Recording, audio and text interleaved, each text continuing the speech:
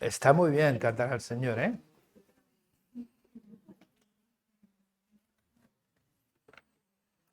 Bueno, anunciaros esto, ¿vale? Hay una asociación o iglesia, ¿no? Que han editado este libro acerca de las oraciones de los apóstoles y pidió Flavius para la iglesia y nos han mandado unos cuantos. Él tiene uno y aquí están 4 más. Los dejaremos aquí como los libros que hay para que todo aquel que quiera leer acerca de la oración apostólica, pues, pero que no se invente otro modelo de oración, ¿vale? Se lee para no inventar. ¿Eh? Porque claro, es que al final tenemos tantos modelos que no sabemos cuál es. Unos declaran, otros se pegan con Dios, otros, en fin, tanto el día pegándose con el diablo, en fin. Padre nuestro que estás en los cielos. Amén. Bueno, eso por un lado, eso es un anuncio. ¿Y qué tal? Pues me gustaría compartir con vosotros Gálatas, ¿no? Seguimos con nuestro Gálatas del alma, que tiene mucho que decirnos y que enseñarnos, y que sobre todo para mí es un canto a la libertad. Yo no concibo la fe en Cristo sin ser libre. Me está costando mucho pensar en la fe de otra manera que no sea siendo libre. Y me está costando porque como pastor tengo muchos clichés que son viejos. Cuando tú vienes a la iglesia, son las 11 de la mañana y hay 4, te dan ganas de, voy a llamarles para que no sé qué, ¿no? Y tú dices, ¿pero dónde vas, chaval? Hay que ser libres. Hombre, bueno, eso cada uno sabe cómo el orden que tiene en su casa. Quiero decir, a mí me interesa muchísimo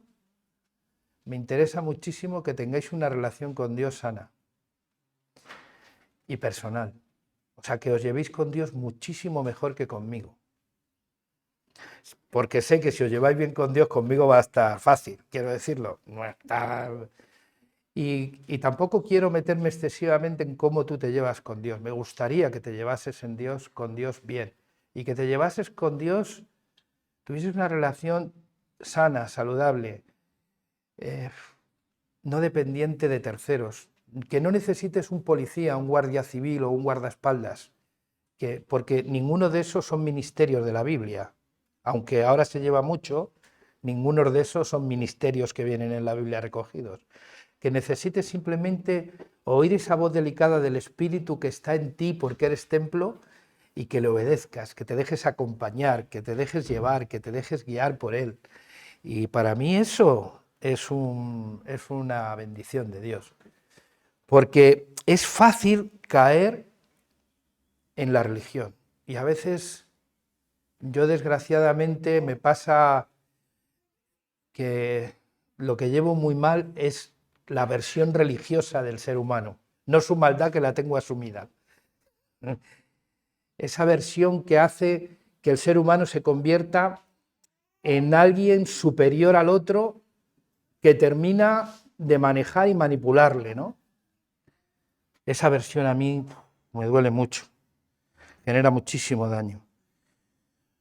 Pero no es el tema de hoy. El tema de hoy está en Gálatas capítulo 6, versículos 7 al 10. Estamos terminando ya la epístola. Y bueno, el título que le he puesto a la reflexión de hoy es El engaño no es algo inocente e inmediato. O sea, cuando llega el engaño a nosotros, se han producido, es un proceso. Es un proceso que tiene que ver muchas veces con un diálogo, a veces interno, otras veces creemos que es interno, pero hay otro que está sembrando pensamientos, y lo tenemos en el Génesis, en el capítulo 3, ¿no?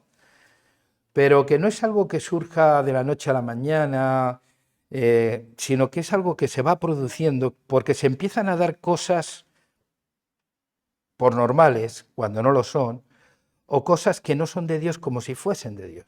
Y entonces llegamos al engaño, ¿no? Si os acordáis de Gálatas capítulo 6, de los primeros versículos, acordaros de que él dice, no os engañéis, el que se cree algo sin ser nada, a sí mismo se engaña. O sea, el engaño sobre la idea que yo tengo de mí mismo me lleva al error, que se manifiesta, os acordáis, en la forma en que nos relacionamos con los demás, sobrellevar la carga los unos de los otros. ¿Por qué a veces nos cuesta sobrellevar las cargas los unos de los otros? Porque tenemos una idea de nosotros mismos que somos demasiado importantes o superiores al otro. Y eso es un problema a la hora de cargar con la carga del otro. O ayudar al otro. Y esa ayuda a veces se ve condicionada precisamente por esa forma de entender que nuestro tiempo es lo más importante, que nuestra vida es lo más importante y que está por encima de todo. Pero yo me he dado cuenta que es lo que voy a tratar de trasladaros, es que el apóstol Pablo no solo vincula el engaño a la idea que tenemos de nosotros, sino que hace también hay una estrecha relación entre el engañarnos sobre quién creemos que somos nosotros y quién creemos que es Dios. Y lo vamos a explicar. Versículos 7 al 10. No se engañen. Dios no puede ser burlado. Todo lo que el hombre siembre, eso mismo cosechará. Porque el que siembra para su carne, de la carne cosechará corrupción. Pero el que siembra para el Espíritu, del Espíritu cosechará vida eterna. No nos cansemos, pues, de hacer el bien, porque a su tiempo cosecharemos si no desmayamos. Por lo tanto, mientras tengamos oportunidad, hagamos el bien a todos, y en especial a los de la familia de la fe. Que Dios nos bendiga su palabra en nuestros corazones. Volvemos al engaño. Y igual que en el versículo del 1 al 3 hablábamos del engaño sobre la idea que tenemos de nosotros mismos, parece ser que el apóstol Pablo quiere seguir manteniendo esa advertencia del engaño a los Gálatas. Y tiene razones para hacerlo, porque eran gente que había creído bien y que había tenido que volver a hablarles porque estaban... ¿Quién os enseñó a correr de esta manera? Estoy asombroso de que tan pronto os hayáis desviado del Evangelio. O sea, tiene que volver porque lo que se había predicado entre ellos parece que empieza a tener un desvío, y es el desvío a la justicia que es por las obras de la obediencia a la ley. Y no porque esté mal obedecer a la ley, sino porque está mal creernos que por obedecer a la ley vamos a ser salvos. Eso está mal. Pero como hay una línea tan fina, ¿cómo llegamos a decir? Porque parece que los que decimos eso podemos estar pensando que estamos diciendo que no es necesario obedecer, ¿no? Bueno, yo os invito a que leáis las veces que la palabra obediencia viene en la Biblia. A lo mejor os daréis cuenta que no es tan importante, porque no es solamente obedecer, es a quién obedeces y por los motivos que obedeces. Y luego, en base a qué obedeces. ¿Qué es lo que buscas obedeciendo? Porque yo he obedecido de tantas maneras para sacar provecho, para llevar ventaja, para ganarme el favor, para ganarme la aprobación, para salvarme a mí mismo de la opinión que tiene no sé quién. Y yo digo, ¿y al final para qué todo eso? ¿Eso qué tiene que ver con mi fe en Dios? No tiene que ver. Lo que quiero es autorredimirme a mí mismo. Y eso es lo que los Gálatas intentaban hacer con la ley. Y no porque la ley fuese mala, sino porque había falsos maestros que enseñaban que no vale solamente con creer en Jesús. Y es que yo sé que es muy revolucionario y hasta incluso lo que decía Dani, ¿no? Puede sonarnos hasta escandaloso pensar que dice, no, yo me doy cuenta del milagro después, porque durante el proceso es que no me entero, porque soy pasivo en eso, entonces no me di cuenta del milagro Venga. No me di cuenta, no, es que invita al bailar eso. No me di cuenta del milagro hasta que pasado el tiempo veo que el milagro se produce. Claro, es muy difícil creer que Dios te salva a pesar tuyo. O sea, porque nosotros estamos acostumbrados a salvarnos a nosotros mismos. Nosotros nos creemos tan suficientes que pensamos que muchas de las cosas buenas que nos pasan no las merecemos y que las malas no nos las merecemos. Por eso, claro, tenemos que dentro de nuestra teología encajar eso. ¿Y cómo lo encajamos? Lo bueno es de Dios y lo malo es del diablo. Punto. Simplismo absoluto, ignorancia bíblica e ignorancia teológica. Pero absoluto. Entonces, ya no leemos la Biblia, sino que nos guiamos por esos clichés que en su día aprendimos y que no tienen ninguna fuerza sobre el pecado realmente sobre nuestros pecados. Por eso digo que es importante que entendamos que el apóstol Pablo está haciendo todos los esfuerzos del mundo para que los gálatas se enteren de que Jesús es el único Salvador. Y que Dios no vino y se humanó para pasar un rato con nosotros, que también, sino para salvarnos. Porque en la teoría y en el estilo de vida del primer Adán, todos desobedecimos. Porque al final desobedecemos de la misma manera. Pero en el postrer Adán, todos hemos sido declarados justos. Nos cuesta llegar a pensar que cueste tan poco, desde el punto de vista del esfuerzo personal, ser salvo. Nos cuesta. Y entonces ya montamos toda una religión en torno a la justicia por obras para que parezca que ya no lo merecemos. Es más, empezamos a estructurar nuestra vida en sociedad entre el ellos y nosotros. Necesitamos un ellos que no actúan como nosotros para nosotros sentirnos más cerca, más santos, más buenos. Recordemos la oración del fariseo, que es muy ilustrativa y no me la he inventado yo, se la inventó Jesús. Es buenísima. Te doy gracias porque no soy como los demás hombres. ¿Te das cuenta? Ni siquiera como ese. ¿Y por qué no soy? Porque yo hago.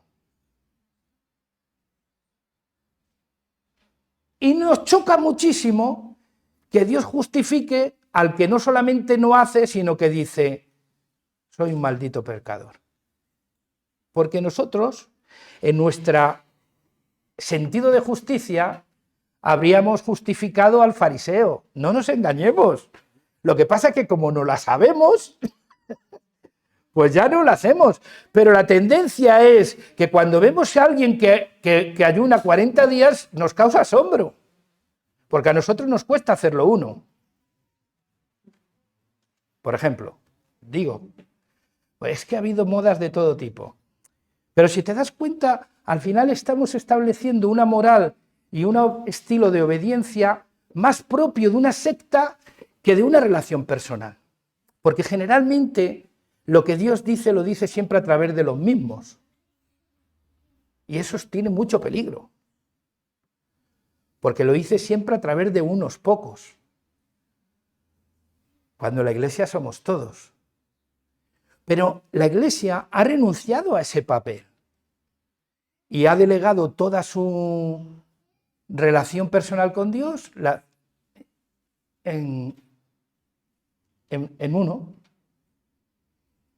Pero yo quiero que tú tengas tu relación personal con Dios y que tu experiencia con Dios me ayude, me inspire a mí también. Y por eso no debemos de caer en la tentación, primero de pensar que existe otro modo de salvarnos que no sea creer en Jesús. Porque si no, ¿para qué vino Jesús? ¿Os dais cuenta de eso? Lo gordo que es todo esto. Entonces, en ese esfuerzo, el apóstol Pablo parece que quiere demostrarnos que existe una estrecha relación entre la idea que tenemos de nosotros mismos y la idea que tenemos de nuestros semejantes y la idea que tenemos de Dios y cómo nos relacionamos con nosotros mismos, con nuestros semejantes y con Dios. Lo uno está muy ligado a lo otro y todo puede estar inspirado en la carne y no en el espíritu. Eso es lo que trata de explicar el apóstol. Por eso dice, no os engañéis. Dios no puede ser burlado. Cuando decimos eso de que el hombre, todo lo que el hombre cosechara, sembrara, eso mismo cosechará, generalmente aplica para los no creyentes. Pero aquí no está dirigiéndose a no creyentes el apóstol. Se está dirigiendo a creyentes que creen que Jesús puede salvarles, pero no solo Jesús, sino la observancia de la ley. Si sacamos el texto de su contexto, ¿qué hemos construido? Un pretexto. Eso es ley hermenéutica. Yo no puedo sacar el texto este de donde viene, del libro de Gálatas. Si viniese en otro sitio, pues lo aplicaría en ese contexto. Pero como viene en el libro de Gálatas, tengo que pensar de qué está hablando el apóstol Pablo en Gálatas para llevarme a ese pensamiento. Y en realidad lo que nos está diciendo es que la forma en que nos vemos a nosotros mismos genera una forma de ver a Dios.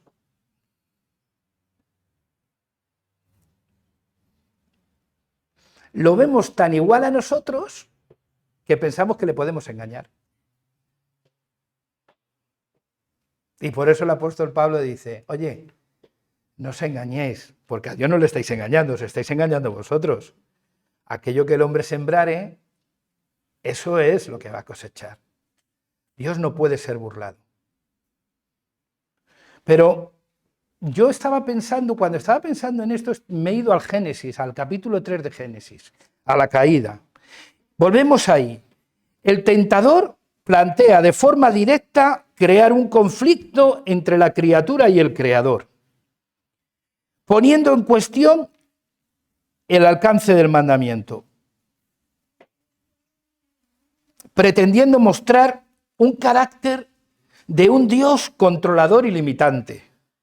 No sé cómo vosotros lo veis, pero cuando la serpiente dice, con que Dios os ha dicho que no comáis de todos los árboles del huerto, ¿qué está diciendo? ¿Qué está diciendo acerca de Dios? Que Dios no les deja comer de todos los árboles. ¿No? ¿Realmente Dios dijo eso? ¿Y por qué dar esa idea de Dios?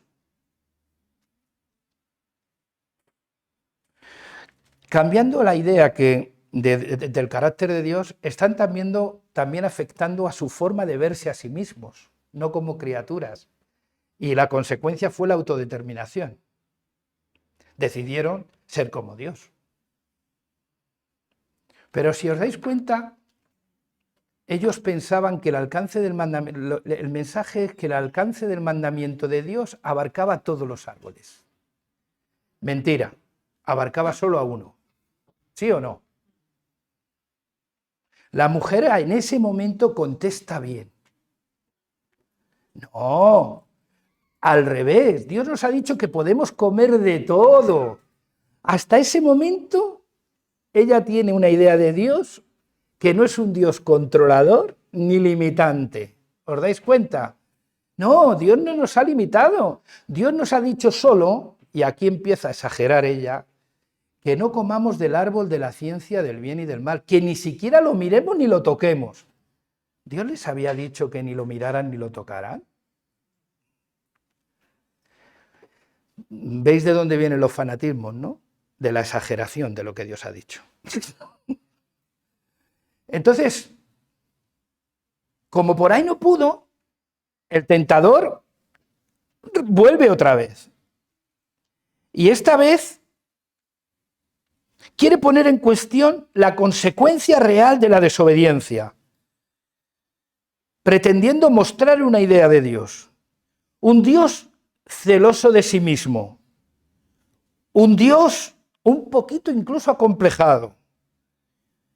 Y de esta manera, como tenemos un Dios muy celoso de sí mismo y muy acomplejado, no quiere que seáis como Él.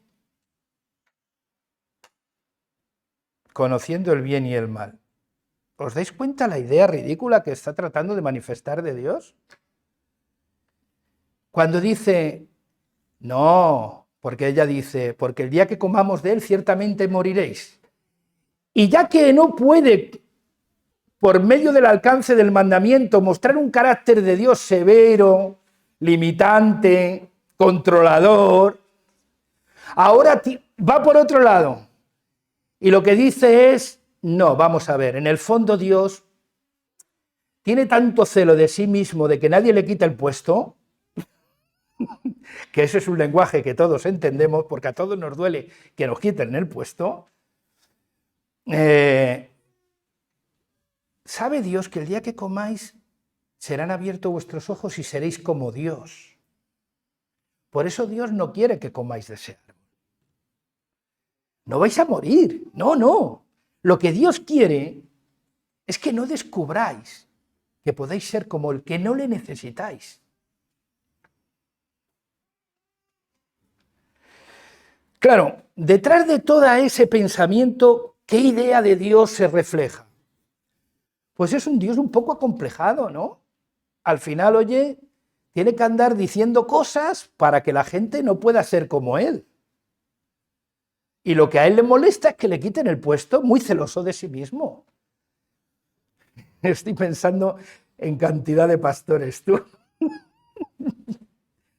Que todos sus esfuerzos tienen que ver con eso. Pero bueno, en cualquier caso, es un poquito, ¿os dais cuenta cómo está vinculada la idea que tengo de Dios con la idea que tengo de mí mismo? Y luego vemos las consecuencias.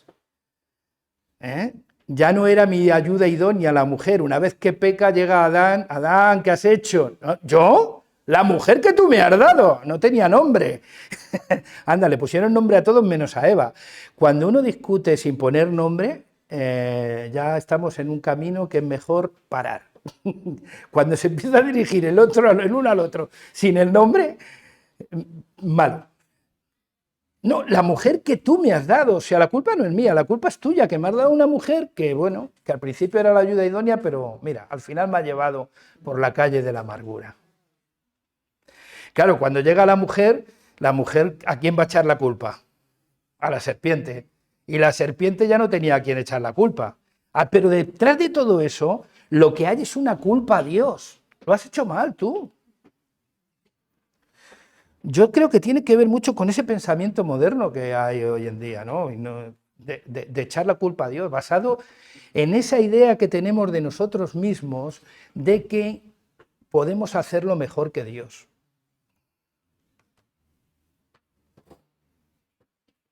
Que no necesitamos a Dios. Que no necesitamos a Dios. Que podemos incluso llegar a hacerlo mejor que Dios.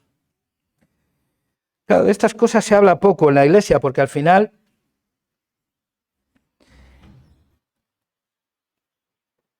lo que le estaba diciendo la serpiente es, mira, al final Dios os está impidiendo que os realicéis más, que seáis libres. Todo lo contrario al propósito de Dios. Porque Dios les dejó ser tan libres que dijo, oye, si queréis podéis elegir seguir conmigo o no. Y para muestra pongo el arbolito para que vosotros decidáis si queréis seguir conmigo o no. O sea, mayor expresión de libertad que esa no. O sea, Dios no es un ser controlador, ni limitante, ni acomplejado, ni mucho menos. Nosotros los seres humanos sí. Y como nos gusta controlarlo todo, cuando las cosas no suceden como a nosotros nos gusta, pues ponemos los mecanismos que sean necesarios para que las cosas salgan como nosotros queremos que salgan. Pero Dios no es como nosotros. Dios no es como nosotros, hermanos. Y por eso, esa tentación es la que inspira ese sentido de autodeterminación que tenemos como criaturas, despierta esa manera nueva de vernos como Dios. Somos dioses de nuestra propia vida y eso va a afectar a la forma en que miramos a Dios. Si yo soy un Dios como Dios, ¿cómo le miro a Dios? ¿Como alguien superior?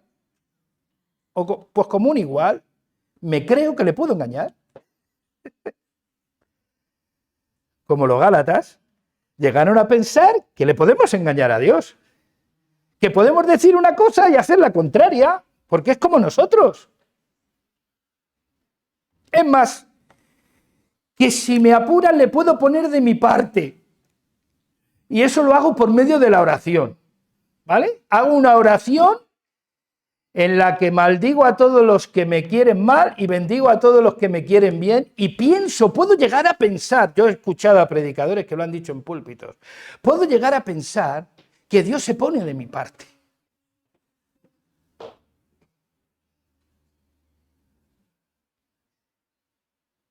Cuando Dios no está de parte de nadie, nada más que de toda la humanidad. De tal manera amó Dios al Real Madrid, ¿no? No. De tal manera amó Dios al mundo. Él no es partidista ni no. Él ama al mundo. Entonces, ¿qué estamos hablando? Pues que si te das cuenta, lo que pasó en Génesis tiene mucho que ver con el engaño que llegó a Gálatas, ¿no? Al final, cuando tú pasas tu fe en la justicia propia, cuando tú crees que eres lo que te mereces, le hablas a Dios de tú a tú.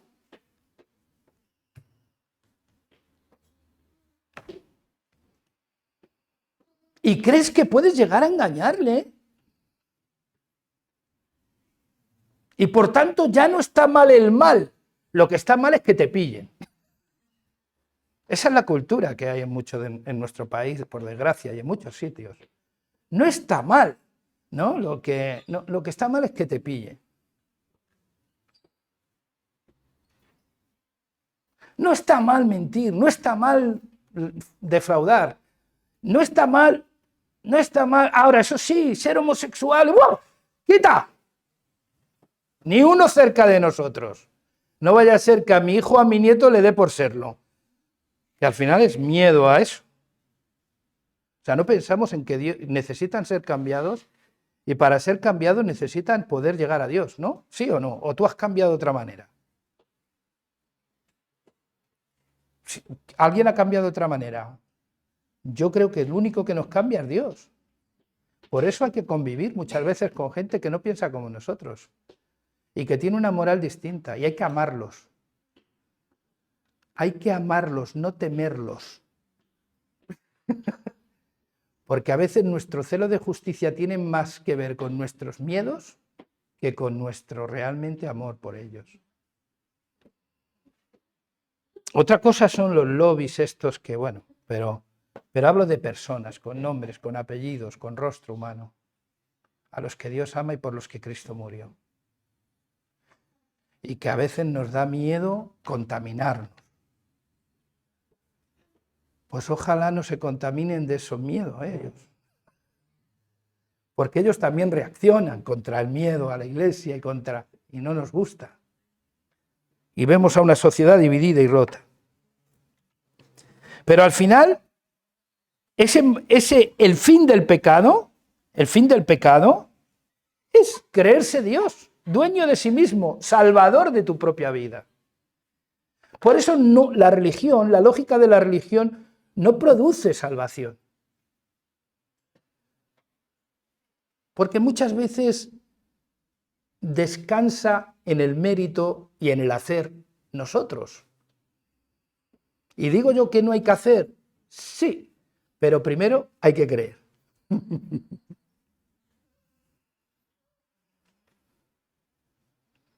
Primero hay que creer. Y porque la fe en Cristo nos salva. Y es por pura gracia.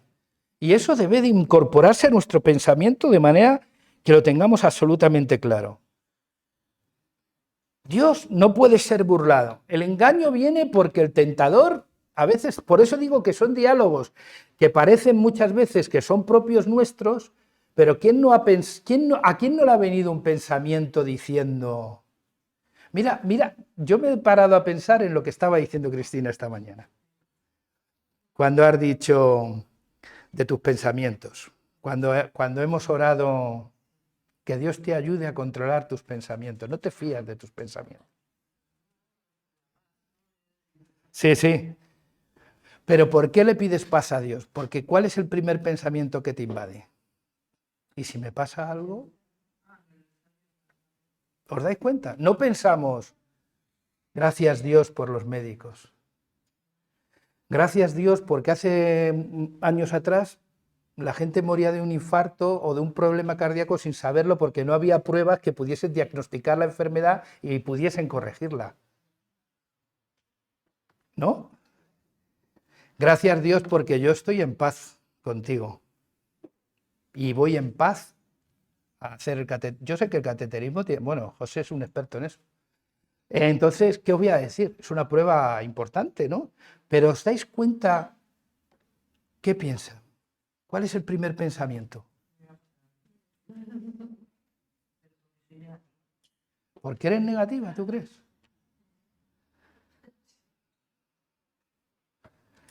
Que Dios nos ayude, ¿verdad? Porque parece que son diálogos normales, pero ese pensamiento, ¿qué trata de hacer? Ese pensamiento, ¿qué trata de producir en...? Desconfianza, mantenerte en un vilo. Y si hay 10 días desde que te lo han dicho hasta que te hacen la operación, esos 10 días, ¿en qué se convierten? Y eso, ¿tú que te quieres a ti mismo, tú te lo producirías?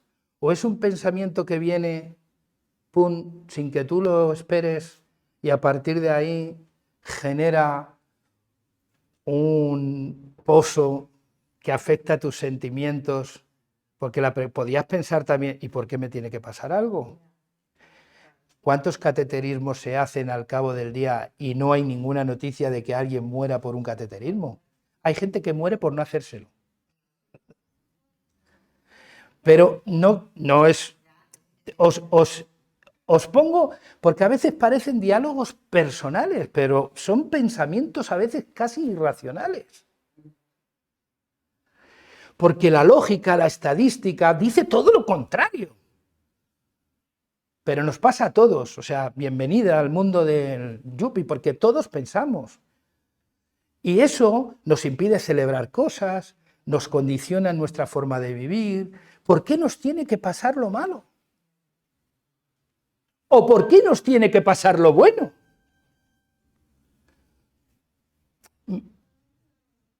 Yo creo que debemos de aprender a dejar nuestra mente en el Señor. Por eso cuando decía María José, María José acerca de pensar en lo noble, en lo puro, en lo santo, es verdad. Y es verdad que si tú aglutinas todo tu día son imágenes negativas, ¿vale? ¿Qué vas a pensar? Hay que tener una fuerza de voluntad de caballo, pero normalmente hay que cuidar la forma, lo que vemos, hay que cuidar lo que hablamos, hay que cuidar todas esas cosas que terminan afectándonos. Y empezamos a dar por normal pensamientos que no son normales.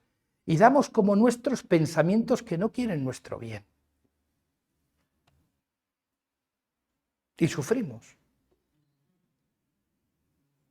Y yo me imagino a Eva que podría, bueno, fue un diálogo más abierto con... Pero ¿cuántos diálogos tenemos nosotros con nosotros mismos que buscan nuestro mal? Y que hay que saber poner... Yo les decía una anécdota a mis hijos. Mirad, yo no puedo impedir que un pájaro revolotee por mi cabeza. Lo que sí puedo impedir es que haga un nido. Quiero decir, que malos pensamientos creo que tenemos todos. Lo que no podemos es acogerlos, cogerles cariño y acostumbrarnos a pensar siempre así, porque eso sí que se puede convertir en un problema de salud mental. Quiero terminar en la medida de lo posible, porque me enrollo más que una persiana. No, Dios no puede ser burlado. Aquello que el hombre sembrare, eso mismo segará. Para mí es un principio inapelable, ¿no? ¿Y sabéis lo que el apóstol Pablo estaba diciendo? Señores, no hay que esperar a la cosecha para saber lo que voy a cosechar. Solamente tengo que estar pendiente de lo que estoy sembrando. Porque la lógica es inevitable que si siembras patatas, ¿qué vas a tener? No vas a tener melones, ni... ¿no? Vamos. Entonces, hay que esperar a la cosecha para saber lo que vas a cosechar. Sí, para saber la cantidad, ¿no? Porque puede haber circunstancias que hagan que tengas más o menos cosecha. Pero en cuanto a la naturaleza del resultado, sabemos y estamos seguros de lo que vamos a tener en la medida que sembramos. Sabemos que si sembramos deshonestidad, recogemos desconfianzas. ¿Sí o no? O sea, si yo no soy honesto con José Luis terminará desconfiando de mí. Pero es lógico. Si yo siembro resentimientos, ¿qué voy a cosechar? Pero eso es aplicable, ¿os dais cuenta que no solo es aplicable a la gente no creyente? Que es aplicable, en este caso, al creyente. Y le está diciendo el apóstol Pablo, si os empeñáis en que vuestra salvación depende de vuestras obras de justicia, ¿qué creéis que vais a recoger? ¿Tú conoces a alguien que sea feliz basando su salvación en el desempeño? ¿En lo bien o lo mal que lo hace? ¿En lo mucho o lo poco que da? ¿En lo mucho o lo poco que sacrifica? ¿Conoces tú a alguien así, que sea feliz? Tú has hablado de eso. ¿Qué es lo que te amarga? Tú lo decías, Dani. ¿Qué es lo que te amarga el día? Pensar que no estás a la altura de midiéndote y comparándote con quien no debes. Que eso lo hacemos todos.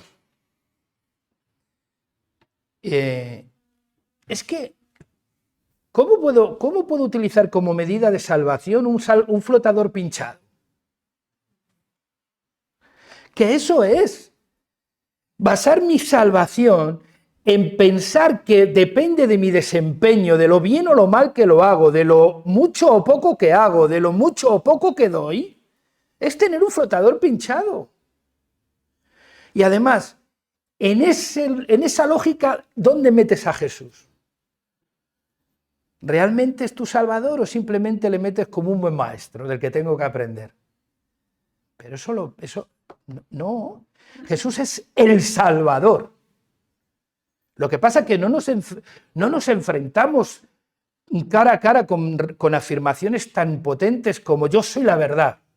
Porque eso solamente tiene dos caminos. O está loco o la verdad no la tengo yo.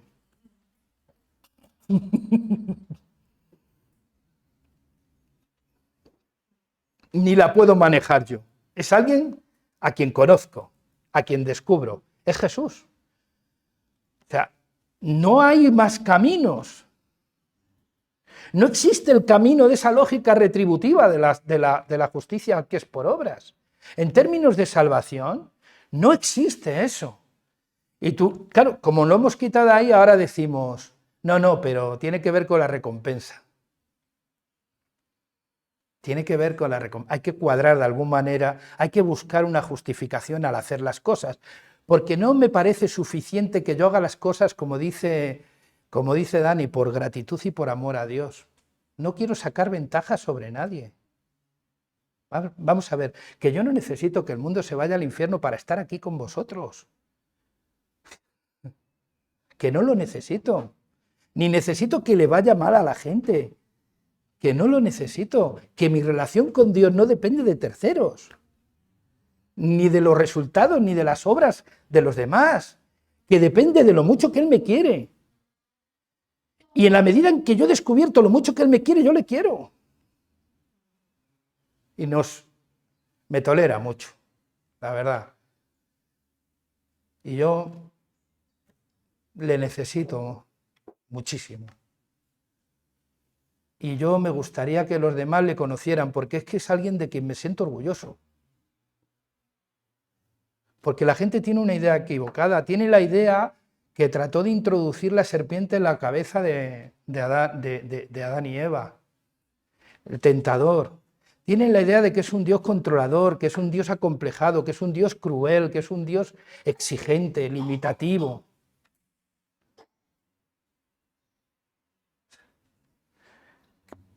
Y claro, ¿quién quiere estar al lado de alguien así? Si es muy triste eso. Pero cuando tú ves a Dios amante, el Dios que ama a su criatura hasta tal punto que es capaz de hacerse como un igual, como criatura, que es capaz de convertirse en el primogénito de la creación para dejar de ser el primogénito hijo de Dios. El unigénito, perdón, hijo de Dios. Es muy gordo eso, ¿eh? Teológicamente es muy gordo. Dejar a ser el primogénito de la creación para dejar de ser el unigénito. Cuando hablamos en términos de herencia, ¿verdad? El unigénito es el unigénito. Pero sin embargo, él renunció a ser el unigénito para ser el primogénito entre muchos hermanos. Y lo hizo por amor. ¿Os dais cuenta de lo importante que es que dejemos de basar nuestra relación con Dios en lo que hacemos o no hacemos? Y empecemos a desear conocerle. Tú ves al apóstol Pablo y ¿qué dice?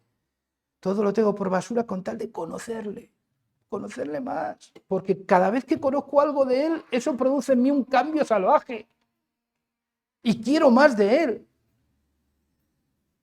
Conocerle más. Yo quiero animaros a eso. No voy a seguir con el sermón porque lo quiero dejar aquí, pero de verdad quiero animaros a que entendamos de una vez por todas que esto no va de que yo controle, porque al final yo sé cuál es el problema, por qué sigue gustando esto. Porque en el fondo es un poco de autopromoción, porque en el fondo es una religión que a mí me hace grande. Si depende de mis méritos, de mi capacidad, eso yo puedo seguir autorrealizándome a mí mismo, no negándome. ¿Os dais cuenta que la religión pomposa, del selfie, de lo bien que lo hacemos, de lo mucho que hacemos, no hay negación?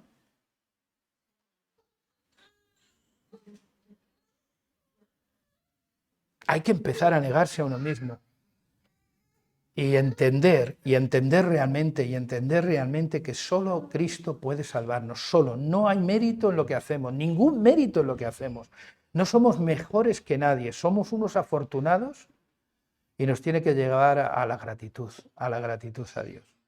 Vivamos en el Espíritu. Ya contaré el próximo día qué significa para el apóstol Pablo vivir en el Espíritu, porque algunos piensan que vivir en el Espíritu es estar encerrado en un monasterio, pero no es así. Vivir en el Espíritu tiene que ver más con el otro de lo que nos pensamos. Que Dios nos ayude, ¿vale? Y que Dios nos siga cuidando. Amén. Nos siga cuidando de nosotros mismos y de nuestros egoísmos y de nuestra manera de verlo. Señor, te damos las gracias.